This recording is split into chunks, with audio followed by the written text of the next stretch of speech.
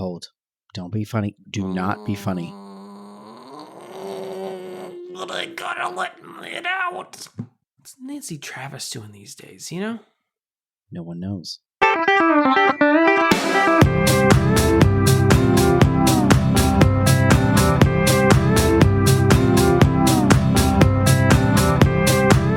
was on Last Man Standing. And she was in Becker with Ted Danson. How about that? Okay. What happened to Nancy Travis? That's the first question in Google questions. I'm going to start the overture, and then you come out in your suit and your fedora. Overture? Okay. I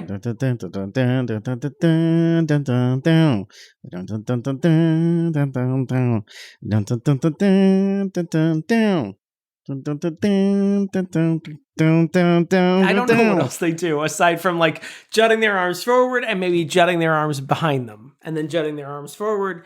You can't see my legs, but they're doing sort of like a running thing. Good job. Okay. I have a question, which I don't think I've ever had answered. I've seen the Blues Brothers. By the way, before. Welcome to Your Inner Child as an Idiot. This is the podcast where we revisit things from your childhood and see if they're any good. My name's DJ. This is Damon. We're talking about the Blues Brothers. Go on. I wanted to have that conversational element like in Mark Maron where suddenly the interview's just like halfway through with the movie like, turns in. Like everyone's already halfway through a conversation. Blues Brothers, I've seen the movie. I know it started on SNL. What is the joke of it? Because I know they didn't do like the stuff they're doing in this movie. They would just sing on SNL, I think they just right? did they like, covers because the first time they're in SNL, they were just wearing bee costumes. And I think it was funny because they were just in a silly costume. Because they were on cocaine. Uh-huh. Blues was interesting to me because it was a thing that was like a cool poster that people that I admired had before I knew what it actually was. People you admired, like the Dalai Lama, Pope John Paul II. Martin Luther King. Those people had the... Yeah, Martin Luther King had this poster... for a movie that came out the decade after he died. It was pretty His cool. last words were, it's 106 miles to Chicago. God. Truly, great eulogy for a great man is having him quote the Blues Brothers at you, I guess? Was he saying it to you? It's one of those interesting things because it was kind of intimidating because it's like they looked cool on the poster, you know, they're wearing the sunglasses and I didn't even know like what it was. Like I knew who Dan Aykroyd was by this point. John Belushi, I knew like generally who he was, but I wasn't familiar with anything. But it was more just like, oh, this is a movie that cool people like. And then you see it, and I actually love this movie, so I'm excited to see whether it holds up to me or not. But when was the last time you've seen this movie? It's been probably 10, 15 years. But it's like a really silly movie that I wasn't expecting by how much reverence it gets. Right. I also love the music. That's a big part of it for me. I want to say three things. First off, Aykroyd always has at least one more letter than you think it does. Whenever you try and spell it out. Yeah. Yeah. There's more Y's than you think. That's a pretty bonkers last name. That's spelling-wise. It is deranged. Good for you. But I mean, as a Scrabble word, it's fantastic. Yeah, how does that feel, knowing that you walk into a room and no one can spell your last name? It's great. It's really great. It's always something you can hold over someone. And I do. 50% of my personality is having a long last name. And the rest is just like drawing ducks and stuff. Second thing is my speech teacher, Coach McKenna, presumably R.I.P. What happened? I don't know, but I mean, I'm doing sort of the mental math. Oh, yeah. I graduated in the year 2000. He was probably already in his 60s. He didn't look like a health nut. I'll say that. Yeah. When you think about the older teachers you had, and then you think about how old you are, it gets pretty grim. No, it gets grim real quick. But I remember this was his favorite movie. Okay. And he had posters, including probably some of the posters that Martin Luther King had up on his wall.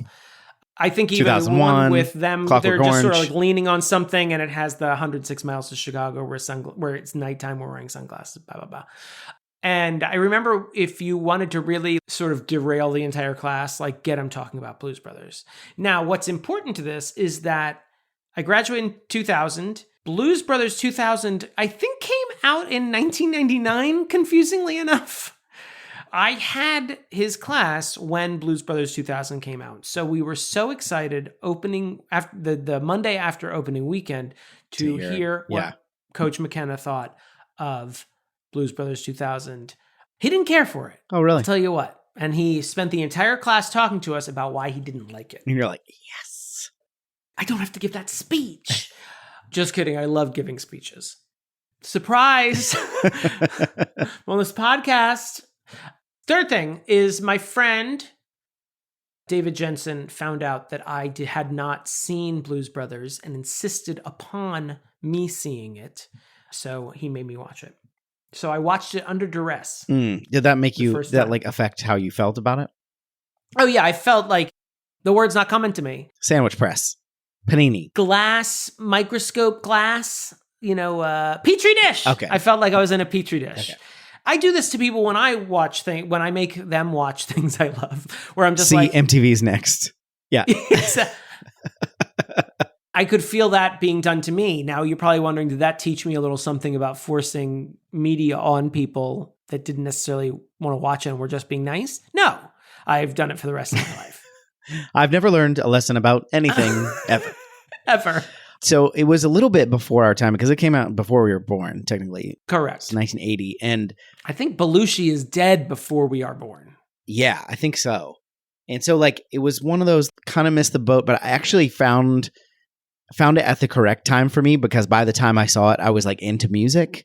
And so by that point, I was like, I could get over because I think it's a fairly funny movie, but it's really more about the music for me. It's got Ray Charles in it. It's got his band has got Steve Cropper and Donald Duck Dunn and his band is Donald Duck is in it. Donald Dunn, who goes by Donald Duck Dunn. Do you get it? Yeah, I get it now. Now I see the guy with the pipe, a little white afro, bass player. But the band is these tremendous legendary musicians, and then of course all the guest stars are famous, and so it's pretty fun. And then James Brown is in this. Aretha's in it. Aretha, the version of Think that's from this movie is, in my opinion, the best version of Think. They wanted her to do Respect, and she was like, "We're going to do this other song, I think." And it's like, yeah, fuck yeah. It's really fun. And now, what I'm worried about is whether any of the, how much of the humor, I do quote some parts of this movie, but there's a lot of it that I've kind of forgotten about. The main thing our friend Taylor quotes sometimes is the John Candy when he plays the cop, and he's like, orange whip, orange whip, orange whip, 3 orange whips. It's a pretty funny. I don't know what that means. I mean, I remember John Candy playing a cop, but I feel like John Candy's played a cop in a lot of things. He's always pulling people over. He doesn't do that much in this movie. They're just always. So the bit is they're kind of ne'er-do-well blues musicians. Mm-hmm. They're brothers. Jake is in prison when we start the movie. They call him Joliet Jake. Joliet prison. And they're trying to get the band back together for reasons. And then they're on a mission from God. They're trying to raise money to save the nunnery they were raised in or whatever. And orphanage. I believe is what the word you're looking That's for. the word I was looking for. They've got this divine mission, and then the cops are after him the whole time. I do remember the absurd and Nazis. And then I love a Nazi dying. Got to be honest with you. I remember the absurd car crash scene. There's police cars just flying everywhere, which is kind of funny. Because you asked what I'm trying to answer is your original question. What is the joke? And it's not what is the joke of the Blues Brothers movie. I have trouble connecting the Blues Brothers as characters on SNL to all of a sudden them getting this movie. They seem like very sort of vague, a very vague idea of what a character might be. But also every clip I see of them on SNL is them just performing, not talking or doing anything. Yeah.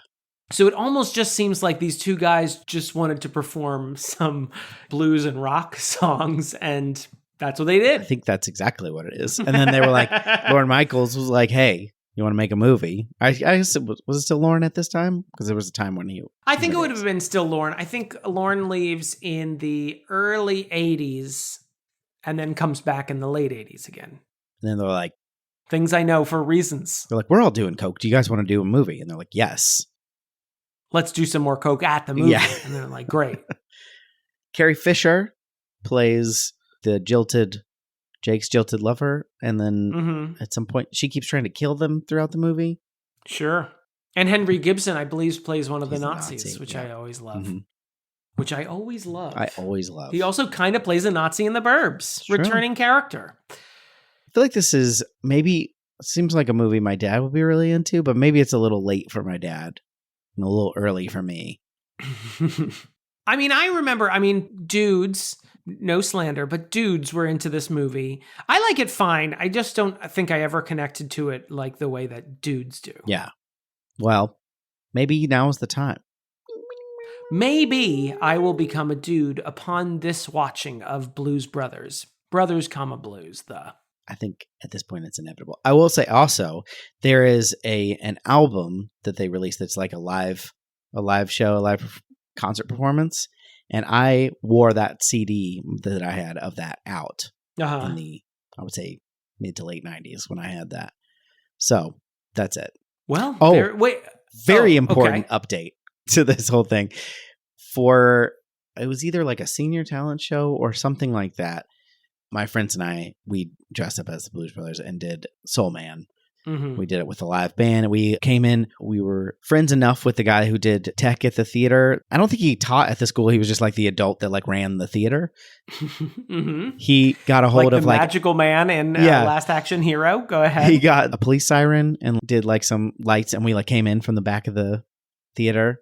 That's charming. It was very funny for us. A bunch of fucking 17-year-olds or whatever. John Belushi, by the way, died almost 3 months after we were born. Oh, wow.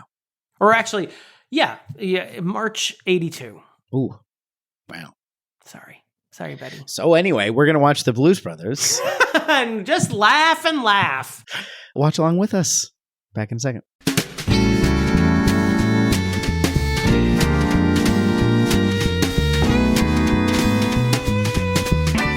Listen, I just want to do a normal commercial, even though we don't have to do it in the theme of Blues Brothers or anything.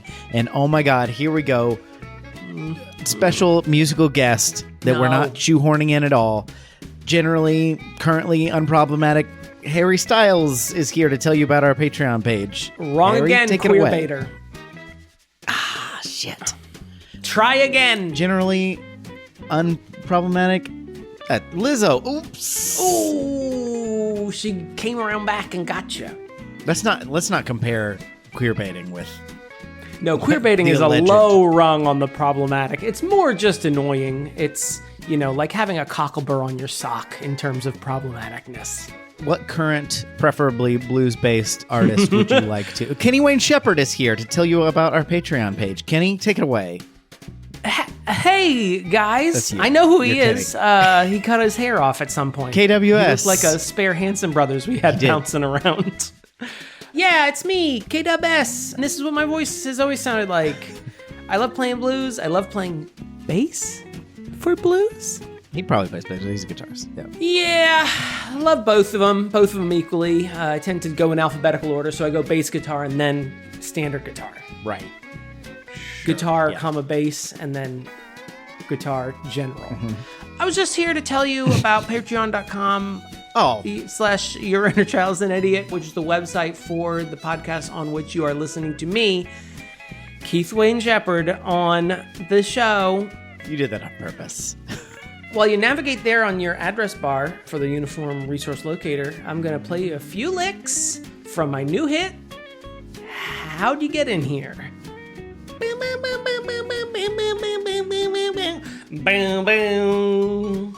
That's actually legally required in all blues songs to play that specific thing.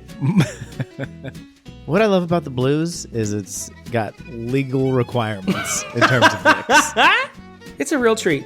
A lot of people say that, the blues, it's an amalgam of things that came from Africa and combined with music and folk music of the Deep South. And I say it's just litigious. And I love that about music.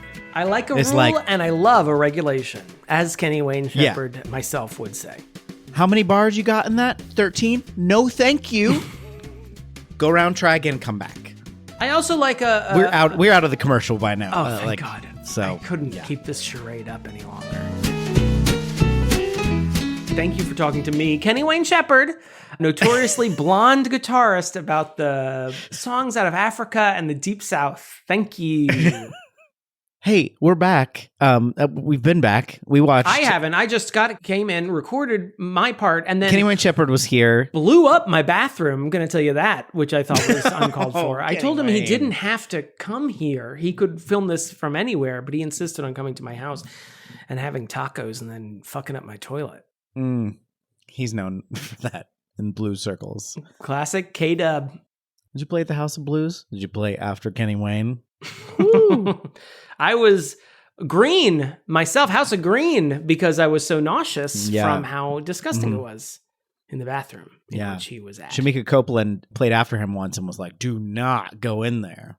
That was another blues artist reference for you. Thank you. I was going to keep riffing, but I feel like the guys I would name were so deep a cut that it would put you to shame. So I just felt like I would just go. You know, I thought that was the best avenue. Dude, quit riffing for a minute. I am uploading currently. Are you currently uploading? You are? No. Well, actually, it just says 2% uploading, but not doing. I think it just tells you that it is, even though it's no longer. That's great. Okay, we can continue riffing now. End the riffing. So we watched The Blues Brothers, 1980. I feel like I've thrown you under the recap bus a lot recently. I'll take this one. Oh, really? Okay. I didn't practice it or write anything out, so it's gonna be. Have we been normally doing that? I'm very scripted. No, of course not. Okay. If anyone has listened to this show, they know that I'm. I hope it's not been obvious that I've not been writing it down. So Joliet Jake Blues gets out of prison. He's been in prison for 3 years. His brother Elwood picks him up. They promised that Jake, when he got out of prison, would go visit the Penguin, the nun that helped raise them at the orphanage. And say with when confidence. they go there, she's very upset with their language and says they need to find church. And then they go find church, and then Jake has a revelation. He's got to help raise money to save the orphanage because it's going to get taken over by the county assessor. It's something actually pretty municipal. All politics are local, Deej, so deal with that. All blues and politics are local. Wouldn't you know it, we've got to put on the best talent show this town has ever seen. To save the community center / orphanage. They need to raise $5,000 in 3 days or something, and they can't do it by thievery because they're on a mission from God now.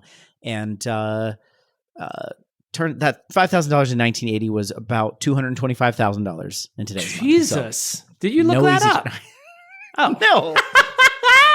I mean, I think it's a lot, but it's not that much. Yeah.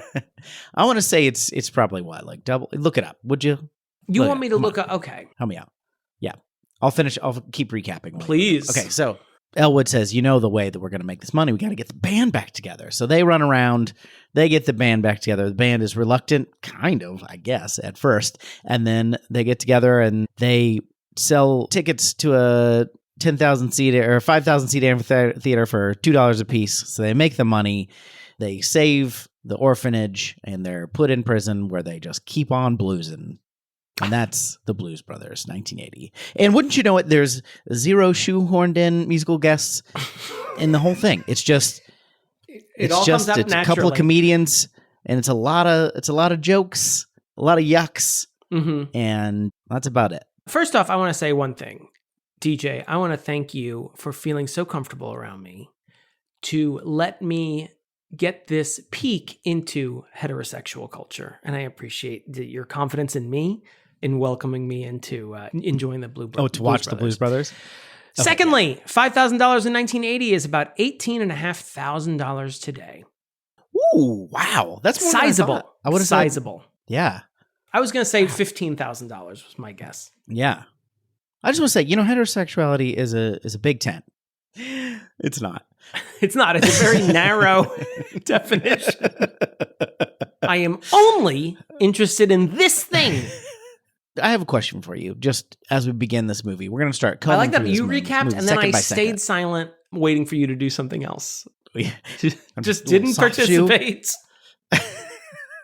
Not going to take the reins. Just going to wait for you to keep leading me. You were just baffled by the very idea of inflation. And it is very complicated. Monetary systems, man. Why was Chicago such a hellscape in 1980? That's what I want to know. Well, it's so it's fucking like on cold, fire man. in the Yeah, that's true. In the opening, like aerial shots, it's just industrial factories. But I also assume that was because he was driving out to get Jake. I'm sure the prison isn't suburbs. In the thriving downtown area of Chicago. It's in Joliet. That's why it's Joliet, Jake. They're like a lot of NIMBYs put the refineries on the outskirts of town. That actually makes a lot of sense. Our pal Ira Newborn did the scoring for this. You might remember him from... You know, I had a flash of that when they're in the climactic police chase. I feel like there's a very horny, to use a term, chase music that goes on, and it kind of reminded me of Police Squad. Brassy. Horny, yeah. No, yeah. I know the terms. Hold on, I'll just look up really quick. Horny. I had nothing to follow it up on. You're like, horny blues musicians. Oh, it still got me Blues Brothers. That's great. You mentioned those. Chicago looks like it's on fire. And I feel like Chicago is always a little bit, in the terms of the big 5 cities of America, always feels like, the scraggly brother who might be a little bit of a fuck up. Second city, they call it, which is rude. I mean, come on. Yeah. It always seems like, in Chicago, we're just going to make fun of them mercilessly for eating a lot of casseroles and having shitty pizza and talking funny. Don't do this. Don't do this. Don't make fun of Chicago-style pizza? Yeah. The cake of pizza? What are the other 2 that are making fun of Chicago? Is it Houston? Is that no, the New big York is making fun the... of Chicago. Okay, you said big 5. So right. I was like, New York and LA have their thing. Yeah. Houston's making... Have you ever been to Texas? They're insane. Yeah. They're making fun of everyone. Yeah. They think they're better than everyone, despite the fact that they all feel the need to own guns around every other American because they're terrified of them.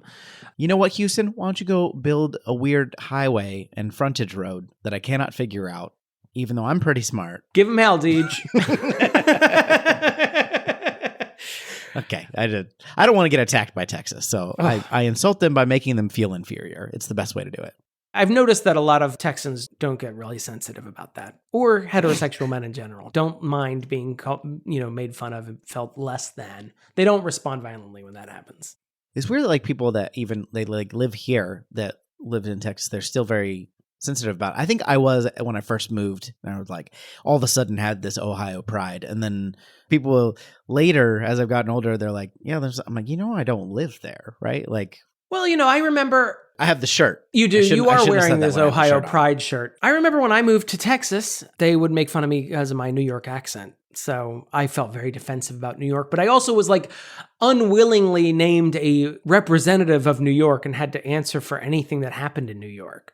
And they would call me, they would talk to me about New York. Although when I got letters from my 2nd grade class, when I moved to Texas, they would write me letters and they just kept asking me about riding horses and driving cattle. And I'm like, what do you think is happening over here?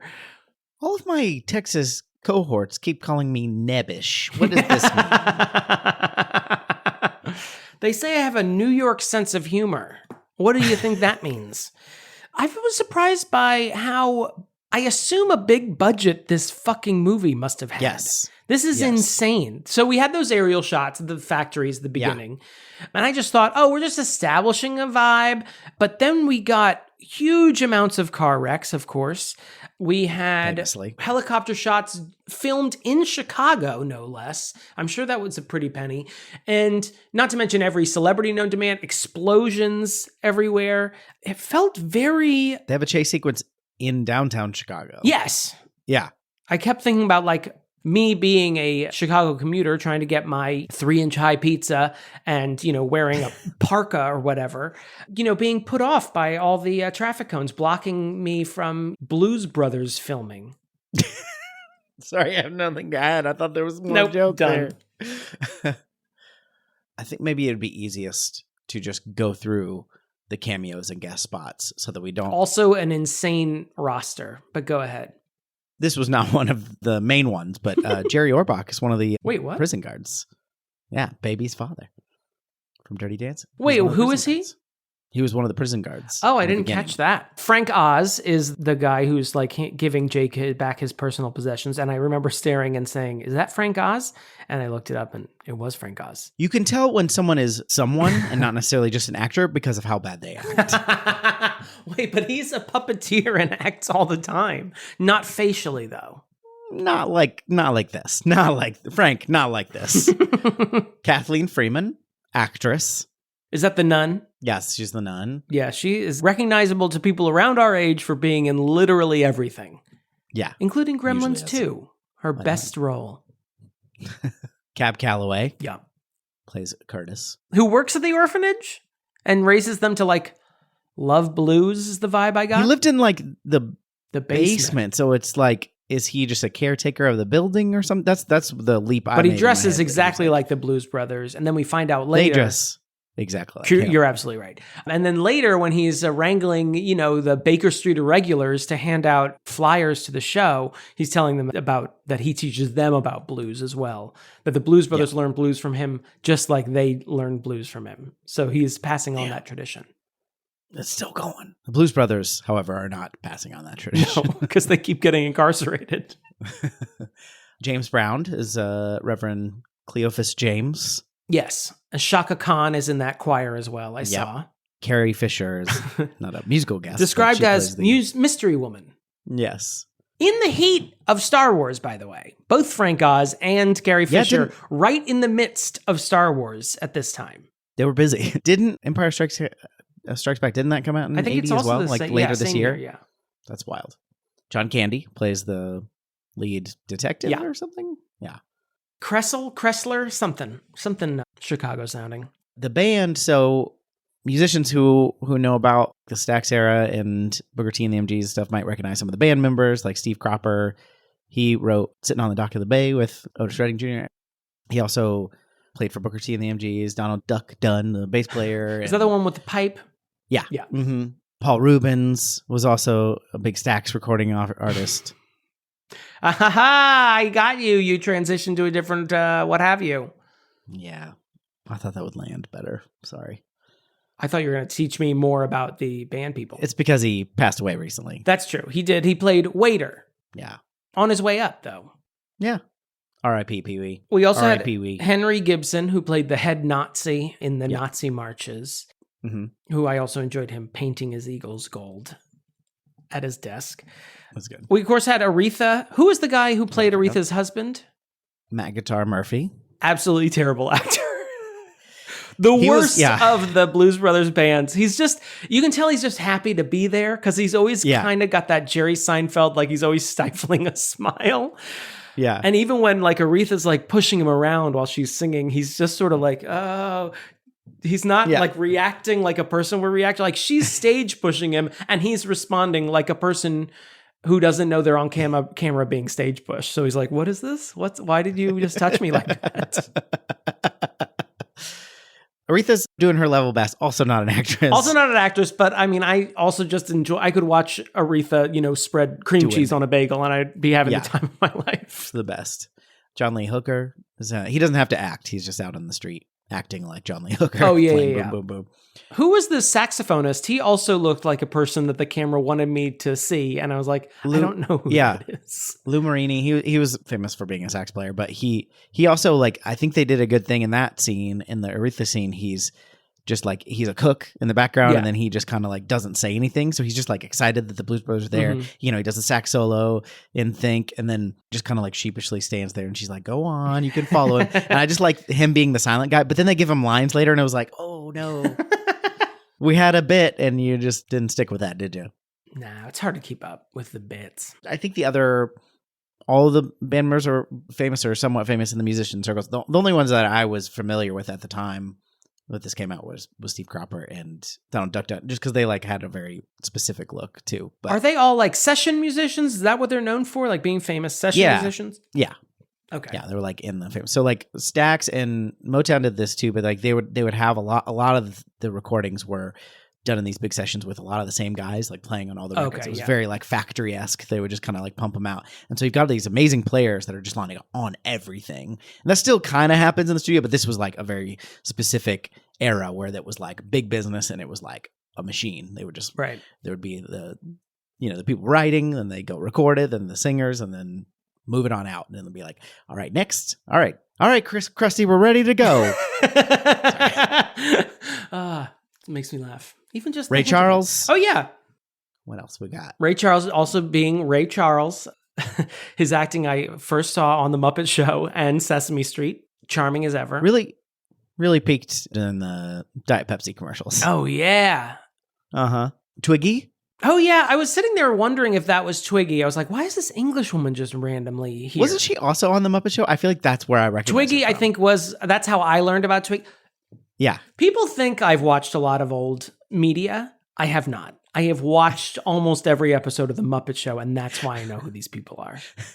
Like, there's an old guy at work who is always talking to me about old movies. I'm like, I haven't seen that. I think he genuinely thinks I know. I'm like, now I just know who Danny Kaye is from The Muppet Show. From The Muppet Show. Because it's actually, first of all, Muppet Show's great. Secondly, I actually just want to know obscure things so that I could use them in jokes. I don't want to sit around and watch movies all day. I just want enough information so that people think I'm smart. I mean, make great jokes or whatever.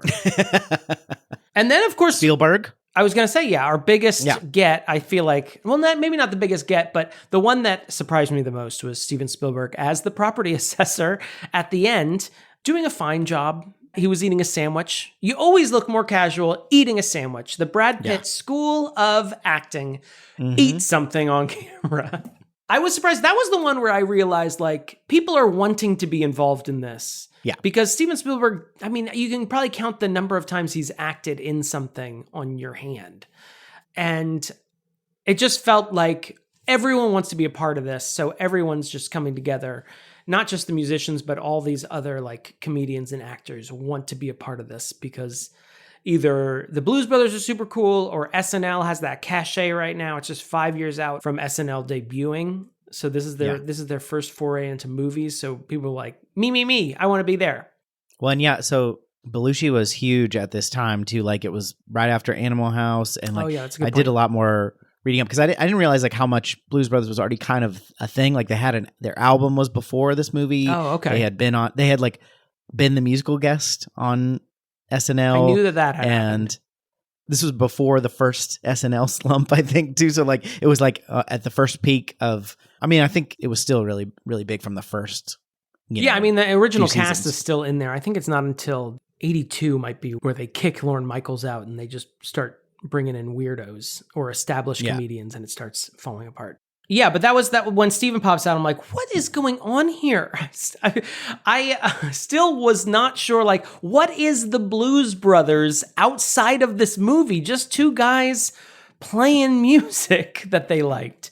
I mean, it's charming in a way, but there is still part of me that the mystery of what is this why is this already big before this movie comes out still eludes me. I'm not sure like what I also find some of it charming. I like the Blues Brothers. So like, I can't even put my finger on it exactly, but it like, just like Ghostbusters, it comes from Dan Aykroyd and his passion he actually has a passion for blues music. He's actually playing the harmonica and doing all these things. And like, he apparently brought John Belushi into it. They would like go to a club after SNL and stuff. And then John Belushi got kind of obsessed with it too. So they just like blues music. And it's interesting, like this whole thing, you could look at it as a bunch of white guys playing the blues. It's appropriating, but also they're shining a light on things that they were very insistent on using the actual artists and not somebody covering a famous song or like, not that people were, it was 1980. It's not like it was the 60s, but they were still like, can we have Aretha Franklin and Ray Charles and John Lee Hooker, like all these African-American artists, they were insistent on using artists that were the actual legends and not just using the songs or something like that, which is pretty cool. That was something I was scared of going in, that it would feel like annoying that watching these white guys play, blues music. But there is like a charm, I think, because they seem well aware of its history and are incorporating those people into the movie and also like giving them something to do rather than just being sort of like idolized. They get like funny lines and funny scenes and it's charming. It's not for me to say, like you could still accuse the movie of that. And I'd say, I can see some points, I guess, but I do think they were genuinely trying to celebrate the music and celebrate the artists and not be like, hey, look at us. I mean, they were also doing that because there was a lot of them look at in the us. suits.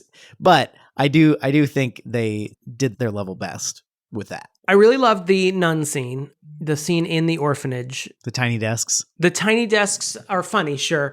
But I liked it there's this surreal nature to it. Like the doors are opening and closing on their own. They go up this rickety staircase where this giant fucking crucifix isn't even hanging on the wall. It's just angled over the stairs in this weird, creepy manner. It's Catholic beyond comprehension in that, it's Jesus crying blood or whatever. And the nun is and her name is Sister Mary Stigmata, I think. And when Kathleen Freeman, when she disappears from the scene, she rolls out of view. It's honestly terrifying. Very Dracula-esque yes. exit for her. There's a lot of surreal elements in this movie that I find very charming. It continues on throughout the movie. It's part musical, so there's musical numbers just randomly sprinkled Always throughout. Always a little surreal. And you have, what's his name, Jake, having a vision at James Brown's church. With the light. He's glowing. The band. The flipping. Yeah, doing fucking cartwheels. And also, not to mention, that whole church is on trampolines where all these people are jumping high enough to touch the choir loft in the back. It's insane. So I did appreciate that because I feel especially later when we were old enough to appreciate SNL, the SNL movies that were coming out, I felt were medium shot pointed at this person, medium shot pointed at this person, back and forth and back and forth. That's the scene. Get out of here. We're done. Whereas this felt really energetic. It also feels like that Dan Aykroyd thing of maybe going a bit too far. Every story I hear from Ghostbusters is the original script was completely batshit insane because, like he does with Blues, he also really loves fucking ghosts, and they had to bring on Harold Ramis to rein him in and create an actual filmable movie. And I feel that's what John Landis had to do on this movie as well, where it's we're going to actually create something that can be filmed and sold to someone. Yeah, the story was that Dan Aykroyd's original script was they used a telephone book, Yellow Pages cover, because it was so, I mean, who knows? It's probably an exaggeration, but he had this enormous 300-page script or something, and Jonathan Landis was absolutely not. Loosening his tie, here we go, and made a movie out of it. Even though it's the actual script, I can't imagine of the final movie. What was in that script? It being very long because there's 8 scenes and then the rest of it is just musical numbers or car chases. So I don't know. Yeah, it's a very vignette heavy movie. It reminded me, honestly, not to bring them up again, but it reminded me of the Muppet movie a lot in that one. Yeah. There's a bunch of celebrities just randomly sprinkled throughout. But also, there is still a through line throughout it all in that they're sort of on the run from the cops and staying sort of one step ahead of everyone. But then there's this vignette element of trying to get the band together and we have to go to this place now. Now we have to go to this place. Now we have to go to this place. If I was more pretentious, which I am, I might refer to Homer's Odyssey, but I'd rather talk about the Muppet movie and how it vibes with that. It reminds me a lot of I've been a part of several jukebox musicals, which are, the kind of musical where it's just built around the songs and you have the thinnest veil of I mean, it is plot. literally that. It is that, and they're just guys, to get to this next gig, we'd need a literal stairway to heaven. And then Jimmy Page just slides in a frame and you're what? It's the barest reasoning to get to whatever song it is. And sometimes they're just it's just a song and they just play it. But when they work in Aretha's song, because it's you better think about what you're about to do because he's going to leave, go on tour. Ray Charles is testing out. He's not really, the song isn't really about it, but he's testing out the keyboard. There's a reason for at least a good portion of the songs. And it's okay. Right. It's when I watched Across the Universe and they started just introducing characters and was this is Lucy and this is Eleanor. I'm oh my God, I get it. You're going to do all the Beatles songs. Let's just get this over with. It is akin to the thing that we've talked about disliking in movies, which is a cellular telephone. That'll never win. Can't even finish it.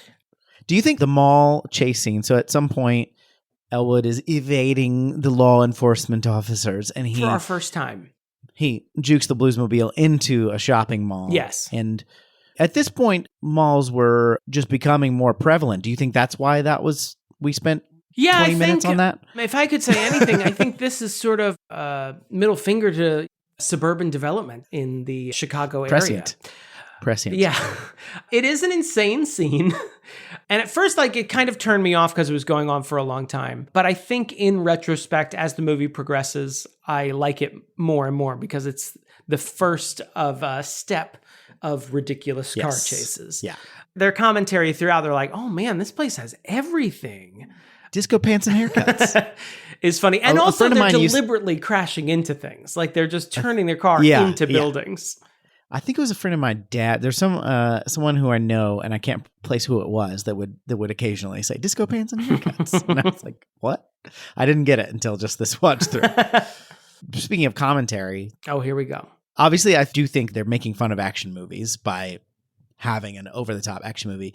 How do you feel like, do you think they're making any police statements? Because the police in this, they're being chased at some point by the cops and the Nazis. No overlap there, I'm sure. And then eventually the Soggy Bottom Boys, or whatever the country band that they pretended to be. The Good Old Boys. So they got more and more people chasing after them until at the end it's the army and stuff. And my favorite funny thing is like the famous car wreck of the biggest car chase through downtown Chicago. It's just, I don't remember how many cars. The one under the L Bridge, under the, like, yes. And they're just like, there's just like 300 cars or something. I'm sure at the time they set like a record and then it was broken later. But by Fast X or something. But what I never noticed before is coming out of that, a cop just like climbs on top of the cars and just starts shooting in the direction. There is sort of yes, I will say yes. There felt like there was an anti-cop sentiment in this that I thoroughly enjoyed because it portrayed the cops as either ignorant or violent or ignorant and violent, which I enjoyed. Yeah, we see the first troopers they piss off that initially starts that chase through the mall. Eventually, they speed past them later on when they're being chased by the Good Old Boys because they ran out on their bill from the country and western bar they performed in. And those same cops accidentally, not realizing they're being chased, they're going to go chase after them, and they collide with the Good Old Boys who are right behind them. And naturally, then they get angry at the Good Old Boys who, even if there's no way they could have known what was going on. So they're just getting angry at people for being on the road when they wanted to just jump out from behind a billboard and start speeding down the highway. So they draw their guns on the Good Old Boys who are, from their purview, doing nothing wrong. Never mean no harm. So yeah, I did take a specific enjoyment from watching all the cop cars. The Good Old Boys been in trouble with the law since the day they were born. Yeah. If I knew more of that song, I would participate in this with you. I want to talk about the Good Old Boys for a second. So the bit is, if you haven't seen the movie or you don't remember, the Blues Brothers, Jake is like, hey, we've got a gig. They don't have a gig. So they just see the Good Old Boys performing tonight at this next club they come up in the middle of nowhere, Illinois. And it's a country bar, so they have to pretend to be a country band, so they end up playing the Rawhide theme, which is funny. And then as they're leaving, they go to collect their money, and the pay was $200, but they spent $300 worth of money on alcohol. And so they owe the bar $100, and then they leave. But then right after they leave, the Good Old Boys, the actual band, shows up after the bar closes. I was very confused. Was it just a coincidence that the Good Old Boys were also late? Or the Blues Brothers saved your ass by pretending to be the Good Old Boys. I guess you could have just put on music on the jukebox and said, hey, the band's not coming, I guess. But it seems like they were there to see a band, and they got to see a very good band. They got the crowd eventually. They played Stand By Your Man. Mm-hmm. It was great. That is one of my favorite bits of this, of like pretending to be a country band and playing the Rawhide song more than once, and then playing, what else did they play? I think that was the two we saw, was Rawhide and Stand By Your Man. I also enjoyed in the country bar that when they start playing, I think they start by playing Soul Man or maybe something else. Give me some love. Yeah. The entire bar starts throwing beer bottles at them. Luckily, there's a chicken cage around them. There's chicken wire around them. And so the glass isn't coming in badly, I guess. It's still coming in. And then they start playing Rawhide, which gets the crowd on their side. So the crowd keeps throwing beer bottles at them. Celebratorily. It's not as violent. It's just appreciative. I like that. And it's terrifying. It is oddly terrifing to me. I'm like, these are still, maybe it was sugar glass bottles, but it's still haunting to me, all that glass being thrown in. Yeah. I've never been at a bar where there's chicken wire, but I have been where there's very intense bros and a lot of beer and people like pushed all the way up against stage. I do not like it. Interesting. So it's a little bit. As a human being, you don't like it. Speaking of, we touched on a little bit of surrealism, but I just want to highlight that when this is just part of being kind of like in a musical, but during Aretha's song, which I love, by the way. I love this. I love the song Think, and I love this version of Think because it's great. It's better than the original, I think, because this one, there's more key changes, I think, and like it's more energetic and stuff. I remember listening to this one like on the Blues Brothers soundtrack growing up. But so they're there, they come to get Matt Guitar Murphy, and I guess they don't care about Blue Lou Marini. But anyway, they need Matt. They need a second guitarist in their rhythm and blues band, whatever. So she's like singing her song, and they're kind of like, this lady's trying to keep Matt from going out, blah, blah, blah. They're just kind of participating. But then eventually they're just doing the dance. Yeah. I really like that. They're like begrudgingly participating. I don't know why that's so charming to me. It's great because at first there's 3 women at the counter, 3, like one's a postal worker and 2 are just maybe a mom and daughter, but they are all her background singers and they're in it. Yeah. And then what's his name? Marini starts playing saxophone on the counter. The Blues Brothers start dancing, and then the patrons also start participating. It's very charming. It's very good. It's great. I love it. I have no notes. Good job, Aretha Franklin. No, You've done it again. In the spirit of us being like, what is the joke? Their dancing is pretty funny. Dan Aykroyd's acrobatic running in place dancing. And then me and Janelle used to do this when we were in college. My friend Janelle, we called it the 1890s dance. That's pretty much what the Blues Brothers do at the big show at the end. They sort of like just grab each other and just sort of dive back and forth like while sort of doing... I remember it being in the Alastair Sim version of A Christmas Carol. That's why I call it the 1890s dance. But it is what they're doing. It's very weird to me. And I think it's part of that charm of like, I don't know what the joke is, but you guys seem to be enjoying yourselves. And it's slowly winning me over against my better interests. I think it goes to show you, though, that if you have charming enough sort of persona, charming enough like people involved, the bit doesn't really have to be that developed. Like the movie kind of develops their characters more than just like singing a performance of Soul Man on the SNL stage. Yeah, in a fedora or whatever. Trilby. Sorry, it's a Trilby. Please. My father was a fedora. I did want to say this about well, first off, before we get too far from the Good Old Boys, there was a visual gag that I really liked about the Good Old Boys, in that the Good Old Boys partner then with the country and western bar manager, who's angry that they run off without paying their bill, their bar tab. And the Good Old Boys hop into his like little Winnebago, or maybe it's their Winnebago that they drove in. And it's got a little window at the top. So it's like, a truck cab, and then there's this attachment, and there's like a little cab on top. Yeah. A little window. And so the bar owner and the band leader of the Good Old Boys are in the cab. And then you see the heads of the 3 other Good Old Boys just sort of lying down, peeking out.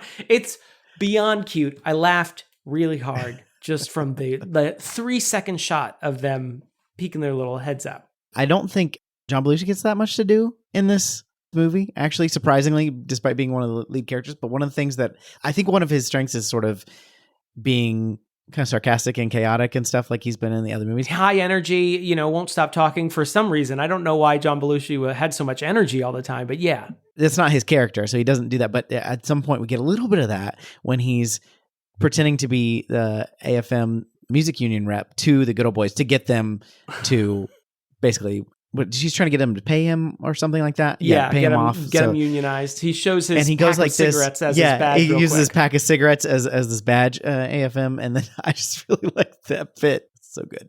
I did enjoy not only do we get anti-cop stuff, we also get anti-Nazi stuff, which is charming beyond the belief. As I mentioned, Henry Gibson, who our generation would probably know from The Burbs, but he's also in Laugh-In. He plays the head Nazi. They get driven at, they get, thrown into the river. So they are another group of people that are angry at the Blues Brothers. Dropped from They get dropped from a highway under construction at the end. Their car chase is to Wagner the entire time, which also made me laugh. Pretty great. Love a needle drop, especially when it's a Wagner needle drop. That's your favorite needle drop in this movie. Classical music. Don't play Take On Me, Mario Brothers movie. Just work in some Wagner. And they're dropped out of another shot where I'm like, that's not a toy car. Is that a car? That's real. That was real. Yeah. I forgot to look up the IMDb dubiously sourced information about this movie after the fact.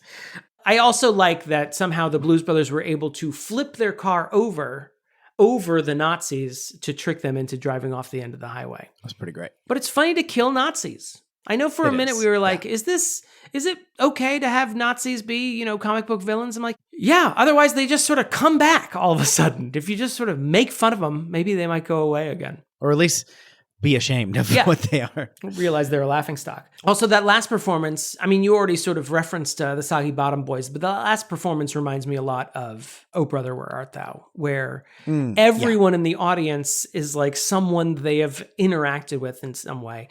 Sort of like, and in that same way, like Oh Brother, Where Art Thou? All these disparate storylines sort of get tied together. In Oh Brother, it's to their benefit. In this, it's not necessarily. They all get incarcerated yet again. But it reminded me of that. It also reminded me of the Tiny Toons direct-to-video movie, How I Spent My Summer Vacation, which also ends on a riverboat filled with all the people that Buster and Babs have annoyed on their trip. So those, I imagine, are the inspirations they had. Was a movie that came out almost 17 years later and a direct-to-video animated show that came out about 10 years later. So good job, Blues Brothers. Great inspirations. Speaking of things I missed, I guess Joe Walsh from the Eagles is one of the prisoners at the end. He's the one that gets up on the table. Wow. Because of that mustache, am I right? Are you ready for like a quote roundup? Or do you I don't have a lot of quotes myself, so just throw them at me and we'll get through this together. The classic one. Oh, we got both kinds of music, country and western. That's a good one. I wrote down "They broke my watch," but now I don't remember the context for that. So the cop says it in the first wreck, and then apparently it gets said again 2 other times by 2 other cops, but I didn't hear either of those. That's from the trivia, so I don't know if it's true, but yeah, they broke my watch. It's like, what? This is not particularly funny, but they go into the phone booth, and Dan Aykroyd says, "Who are you going to call, Jake?" That is prescient again. Wow. He's like, I think this might be a good catchphrase for a song that I can then incorporate into the soundtrack of a different movie. It wouldn't work today. I'd be like, no one. Huh? We don't do phone calls. Gen Z, they don't do phone calls. Oh, I see what you're saying. I get you. Yeah. Didn't land that one, did I? Oh, not a lot of interactions with younger people, Damon. No, I don't care for them. In my defense, I didn't care for them when I was also a young person. So yeah, don't feel bad, Gen Z, that you're missing out. Who wants an orange whip? Orange whip? Orange whip? Orange whip? I did text that to you because it was funny in context, and then Tyler looked up the recipe for an orange whip. It sounds disgusting. Our pal Taylor quotes that. Orange whip? Orange whip? It's good. I do like that the cops are going to sit down and enjoy the show and have some drinks while they enjoy it. I do like that because it's John Candy's idea because they're all about to arrest him and he's like, I haven't heard these guys play. Okay. This isn't a quote, but Twiggy does wait for Elwood. Yes. She's waiting for him at midnight, like he said. It's a real shame. It's a real shame. Could have had your chance with Twiggy. With the first supermodel. Your mistake, Elwood. Your mistake. There is a quote from the dispatcher. He says when everybody is chasing after the Blues Brothers, and he says, use of unnecessary violence in the capture of the Blues Brothers has been approved. It's a pretty good bet. It's very funny. It's also funny that all these car chases are because of unpaid parking tickets. All of this is because of unpaid parking tickets. Yeah. It's deranged. But there's 56 or something like that. True, but I still don't know if you need to kill them. Yeah, well, Nazis are generally not known for these were the cops, Deej. How could you have mistaken one for the other? You heard what I said. Speaking of Nazis, when they're falling to their death, the one looks over and says, I've always loved you. I like that. Also, it reminded me of a Simpsons joke that would have been coming in about 8 years from this. So that's fun, too. No, 12 years from this. Okay. Thank you for clarifying that. I just know some pedantic nerd will get on my case. I can't live like that, DJ. I just can't live like that. This is not a quote either, but at the end, when everyone is coming after them and all the army is there, they just machine gun the door. So the Blues Brothers have placed a bunch of stuff in front of the office door so that people can't get in. They're just to get it open. I also appreciate that during that scene, the military and police and whoever, they did press the elevator door to see if it would just open for them. And then they decided to take the stairs, but they tried for a second. And the hup, hup, hup, hup, hup, hup. It's pretty good. That's all I got. I have one note here. I just wanted to mention that 70s kids are the cutest kids. Those are the cutest kids we ever produced. because they always have helmet hair. Say more. Freckles. Okay. When we saw them like handing out flyers to people for the Blues Brothers Ultimate show, they're just cute kids. I remember this from watching reruns of Sesame Street, and I know it in my heart to be true. 70s kids were the cutest kids. We've been on a downturn ever since. And I can say that because I was born in 1981. It's all been shit since 1979. We were the beginning of the end. Do you want to go to the verdict? Yeah. Okay, let's go.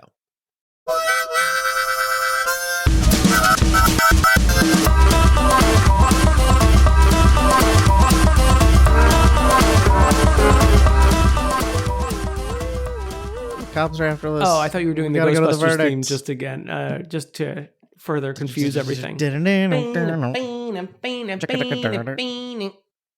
you go. Hi, I am going to say your inner child, your inner 70s child, is not an idiot. You almost had all heterosexuals coming after you. Not for the first time. Wait, what? That's never happened. Outside of my dreams. I didn't know how I was going to feel about this movie. And for the first third, I was like, this is some heterosexual nonsense, to quote Titus Andromedon. And then something happened, and I know exactly what it was. After Carrie Fisher tries to bazooka Jake's head off, she returns the following morning. Preceding her is John Candy and several cops to bust into Elwood's house at the Home for Transient Men. The Home for Transient Men. Right as John Candy kicks the door in, Carrie Fisher's character blows up the front of the hotel, and we get a shot of Elwood and Jake, who are still in bed. Their floor collapses, and it's almost like when you have a taco and the taco shell is losing its structural integrity, the filling just sort of slides out. That's what happens to Jake and Elwood. They just sort of slide down from where the floor used to be. They end up on top of a pile of bricks, and Elwood says, it's 9:00. We got to get to work. And then they leave to go do something, and then all the cops come out of the rubble. Then I was kind of into this movie. And then especially by the end, when there's hundreds of Illinois state troopers and Chicago Metro cops chasing after them, it was so ludicrous what was happening that I was sold. So that's what won me over. It's a movie that amps up. There are not a lot of jokes that made me laugh, but the situations were enough to make me laugh as it amped up. Yeah, so they're putting the musicians in a position where they have to act. It was not great results. I still, if you ask me like, what is the joke? I still don't really know. There's not that many jokes. It's not even all that funny. There are funny bits, but it's more from the situation than a couple of lines. And yet, your inner child is not an idiot. Mm-hmm. I agree. What gets me, I think, is the music. Like, I just love the music so much that it's like a charm offensive. You know what I mean? Where you're just like, that's great. And every time they do, I like every piece of music in this. Right. Even, when they do Stand By Your Man, I love that song. It's a great song. It's a great song. Would you pay $2 to see a show at the Palace that just consists of 2 songs that they sing? And Cab Calloway at the beginning. Yeah. Opening song. So 3 total songs. But the last one is a jam that they jam for about 15 minutes while they're escaping. So it's a good band. I'd watch them jam. Yeah. $2 in $1980 is $1 million. So no, I wouldn't have been That's too much. That. Yeah. At -2 years old, I couldn't have afforded that. My portfolio was not nearly as mature as it is now. You were one of those E-Trade babies. I forgot about that. You just watched me buy stocks. First of all, don't worry about it. You don't know how old I am. I love quoting the E-Trade baby. What a weird thing. You like quoting 1999 Orange Super Whip Bowl or and whatever the E-Trade babies. That's your wheelhouse of comedy, is the E-Trade babies.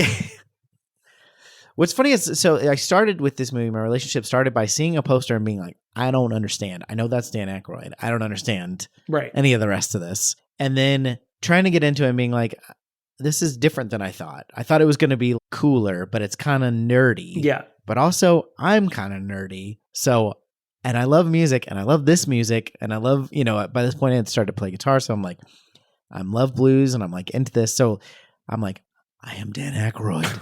Oh, no. Not even as much talent. Oh, no, you're going to release your own vodka now. In a weird shaped bottle that doesn't fit in my wet bar. Come on. What?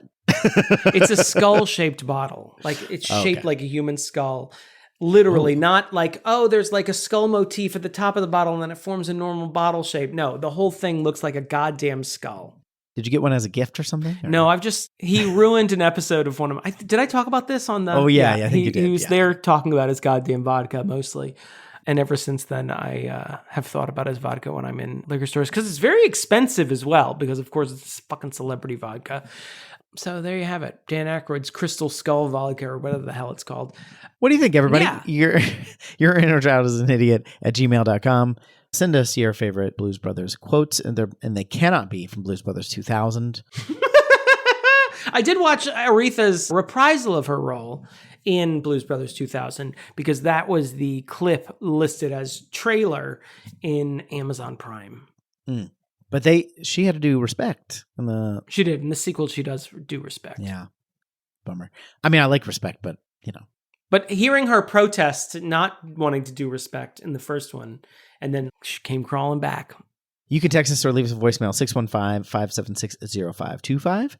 And I'm going to pull up a thing real quick. I got it here. I don't. And make sure you do it in your best Chicago accent, Deej. Ooh, that's going to be a tall order. We want to thank our patrons for supporting us, including Just Cuz. Lindsay Halik.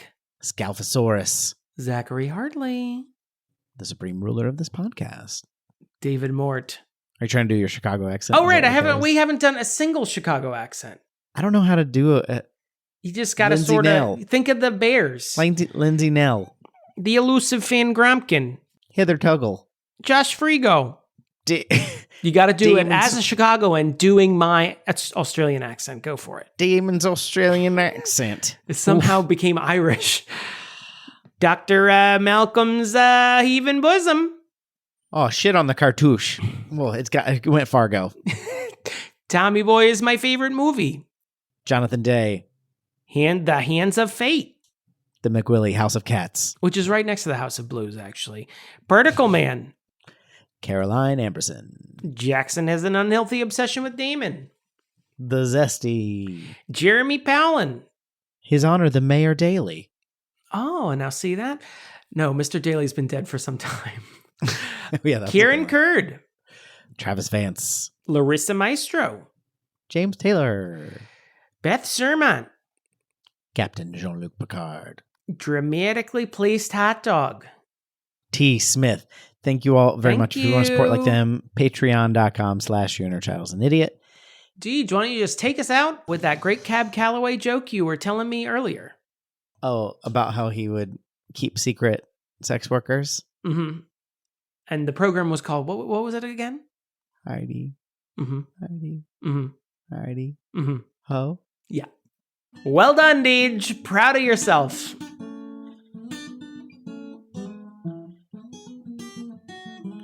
Oh, come on. Baby, don't you want to go to Hellscape Chicago? Come on.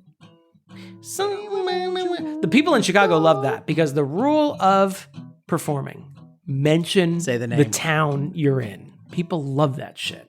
Or the nearest town, because they technically aren't. They're 106 miles from Chicago, as we are famously told. That's true. I think that's why Huey Lewis tried to get every single city. I've got a great idea for a song. It's 16 minutes long. Any city over 250,000 will be listed in this song.